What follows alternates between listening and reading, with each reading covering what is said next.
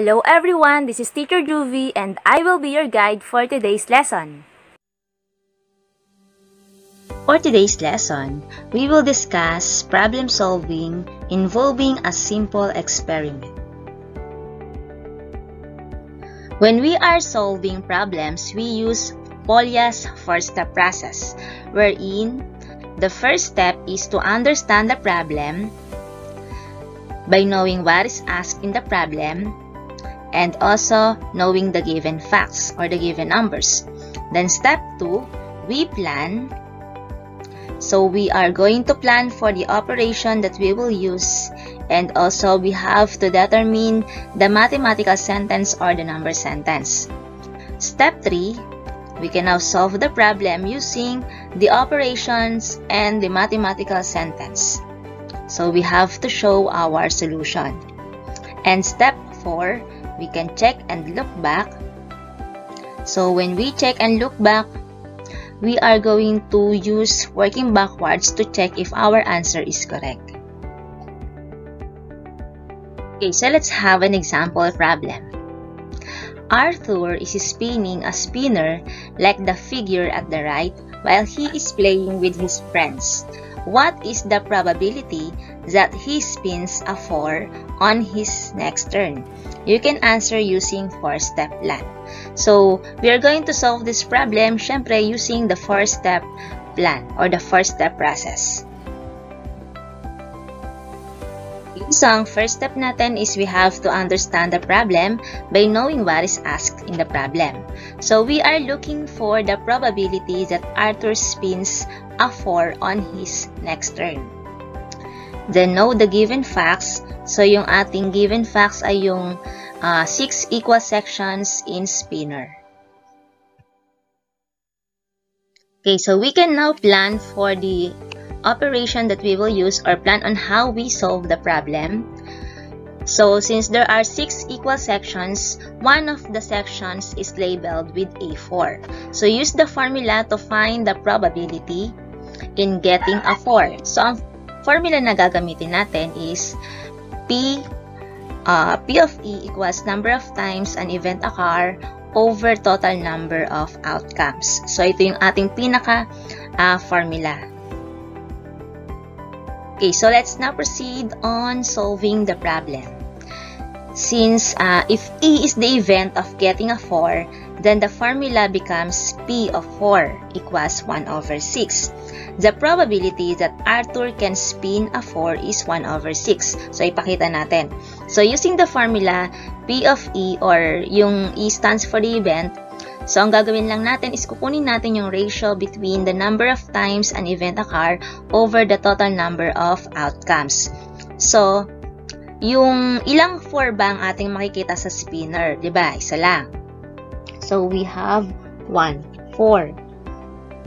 Then, i-over natin yun sa total number of outcomes. So, ilan yung mga sample space o ilan yung sample space dun sa ating spinner. So, ilan yung mga numbers? So, we have 6 numbers. So, i-over lang natin siya dun sa total number of outcomes. So, the answer will be the probability that Arthur can spin a 4 is 1/6. Okay, for the final step, which is to check and look back, since the spinner has 6 sections, the probability of occurrence of each section is 1/6. So, lahat ngayon, may equal chances na lalabas yung mga numbers sa spinner ng 1/6 o yung probability nila na lalabas is 1/6. Therefore, since isa sa mga sections ay labeled with A4, the probability that you spin a 4 is 1/6. Okay, so let's have another problem. Your teacher puts 5 cards numbered 1, 3, 5, 7, and 9 on her desk. Without looking, what is the probability that you will pick a 7 when asked by your teacher to pick one card? So, merong 5 cards. Ang mga number dun sa card ay 1, 3, 5, 7, and 9. So, nang hindi tumitingin, ano yung probability na ang makukuha ng teacher is 7? Okay, so using the 4-step process, so the first step is to know what is asked. So we are looking for the probability that you will pick a 7. Then the given are yung 5 cards numbered 1, 3, 5, 7, and 9. So doon tayo kukuha ng ating answer. Then the operation that we can use, since ang ating formula is ratio, diba? So we can use division. And the mathematical sentence will be P of E equals number of times an event occur over total number of outcomes. So we can use the formula. So the answer now will be, if we are going to get the ratio between the number of times an event occur over the total number of outcomes, so we will get 1 over 5. Dahil ilan ba yung 7 doon sa 5 cards? Diba? Isa yung 7. So may probability na makukuha natin ng 1 over 5. So ilan yung total number of outcomes? 5. So 1/5. So 1/5 is the probability that you will pick a 7. Okay, let's try another problem. The letters from the word math or MATH are placed in a hat. What is the probability that you select an A when you are choosing a letter without looking? So yung mga letters from the word math nilagay sa hat, then ano yung probability na makakuha or makukuha natin is A, nang hindi tayo tumitingin. So let's use the following steps. So we are looking for, what is asked in the problem is the probability that you select an A, and the given are the letters from the word math. The operation is division, since ratio ang ating kinukuha. And the mathematical sentence, so we can use the formula, probability of an event is equal to the number of times an event occur over the total number of outcomes. So, yung number of times na an event occur o yung letter A ay lalabas is 1, di ba? Isa lang naman yung A dun sa word na math.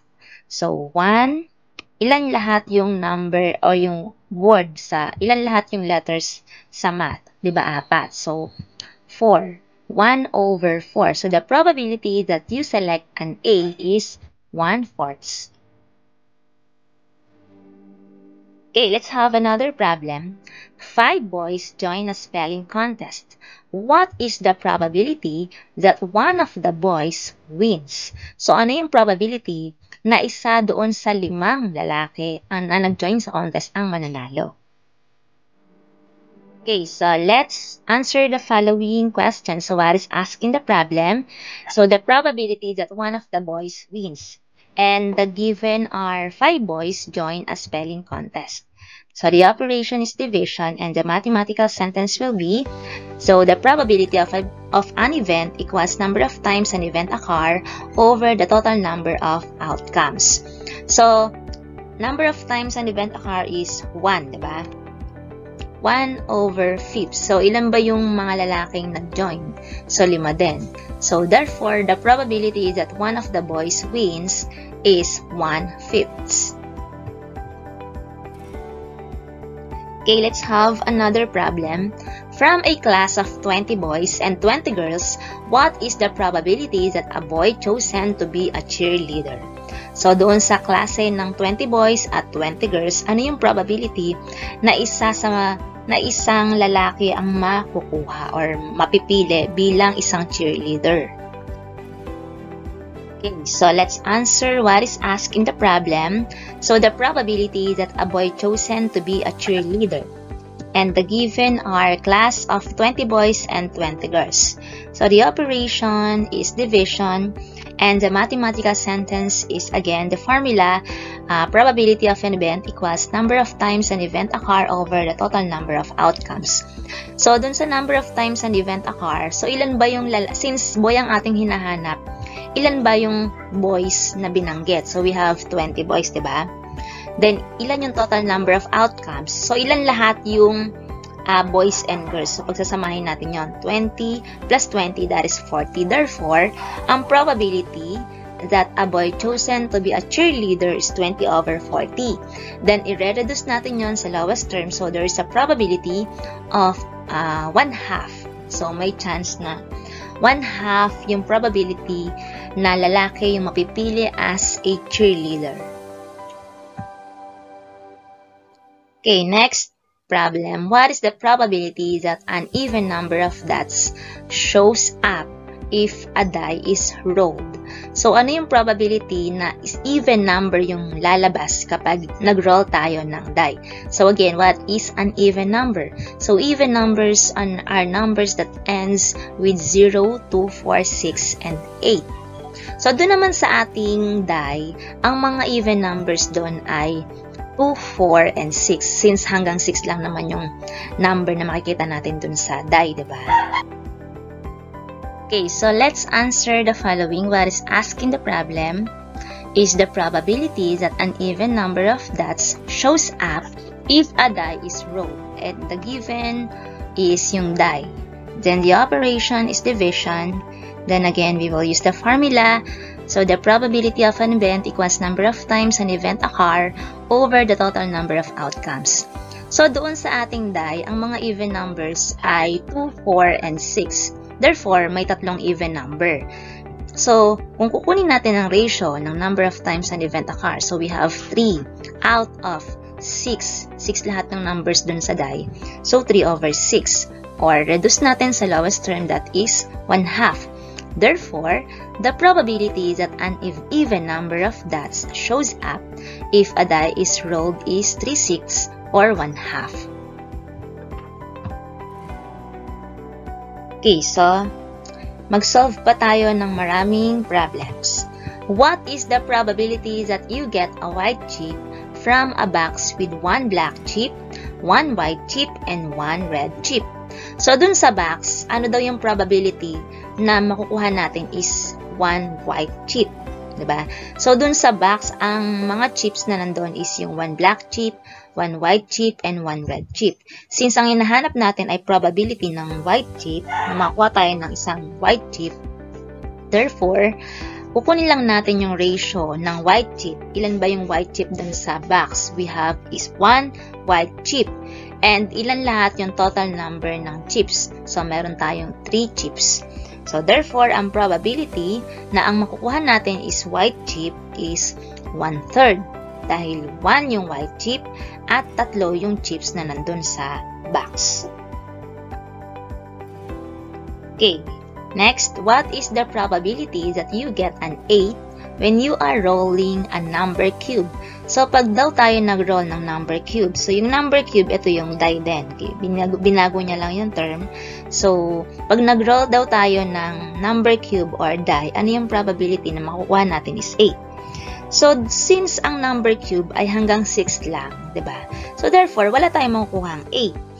So, ang probability na makukuha natin is 8 is 0 dahil wala namang 8 dun sa number cubes, hanggang 6 lang siya.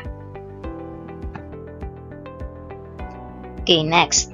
From a letter cube, letter cube naman siya. So, yung mga nakasulat dun sa letter cube ay A, B, C, D, E, F. What is the probability that a B is on top when you roll the cube? So, kapag daw natin roll yung cube, ano yung probability na B yung lalabas? So, ilan ba yung B doon sa ating letter cube? Diba, isa lang. And ilan lahat yung total number o yung total number of events o ilan lahat ng letters dun sa cube?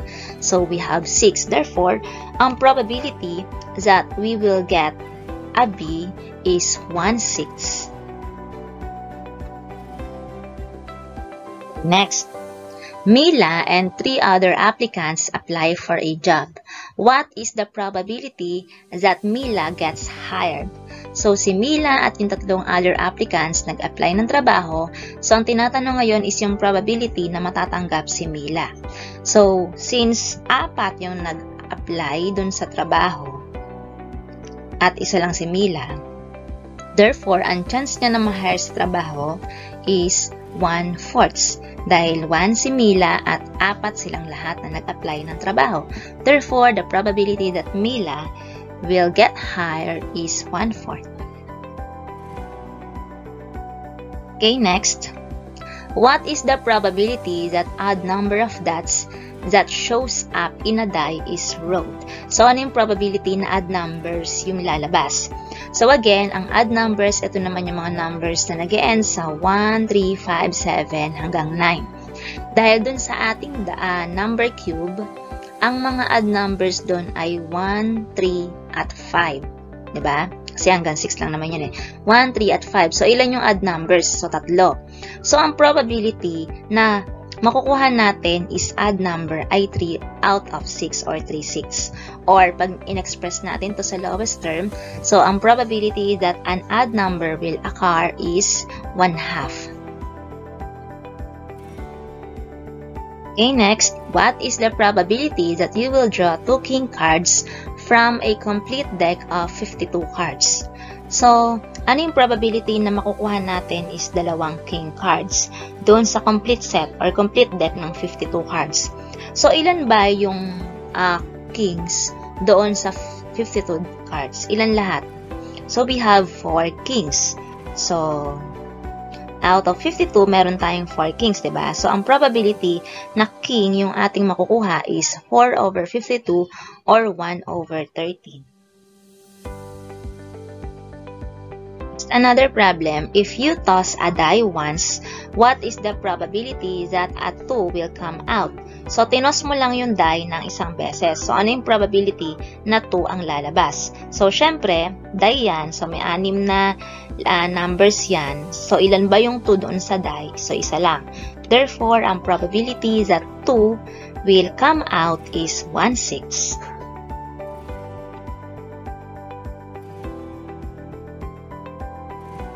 What is the probability that you get a black pen from a box of assorted pens with 12 red pens, 12 blue pens, and 12 black pens? So, hinahanap natin yung probability na makakuha tayo ng black pen out of the assorted pens. So, ilan bang black pens dun sa box? So, we have 12 black pens, diba?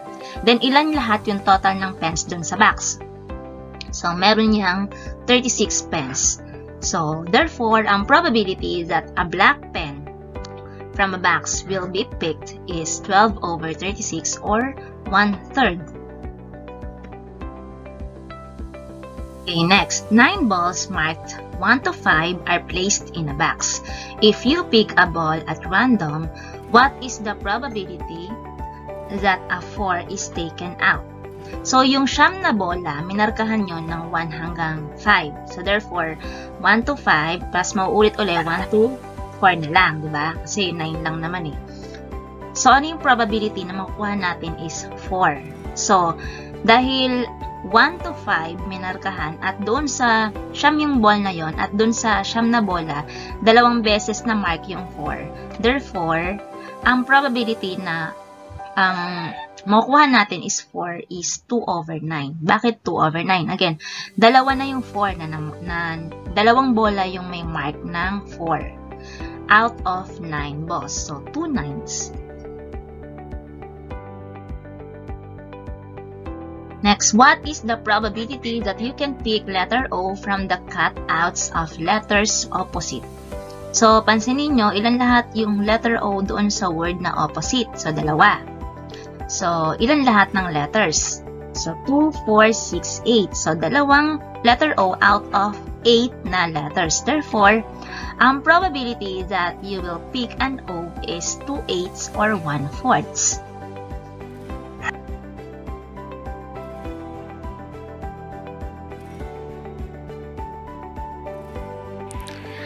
Thanks for watching this video. Hit like if you learned something from this video and don't forget to subscribe on this channel. Thank you so much.